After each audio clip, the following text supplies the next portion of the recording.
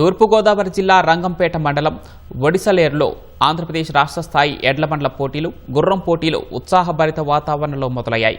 గత 7 ఏళ్లుగా పోటీలు నిర్వహిస్తూ వస్తున్న గన్ని భాస్కరరావు ఆధ్వర్యంలో ఈసారి పోటీలు ఘనంగా ప్రారంభమయ్యాయి. ఏపీ మంత్రి కందుల దుర్గేష్ పోటీలను ప్రారంభించారు. పోటీల సందర్భంగా మంత్రి దుర్గేష్ గుర్రంపై రావడం ఆకర్షణగా నిలిచింది.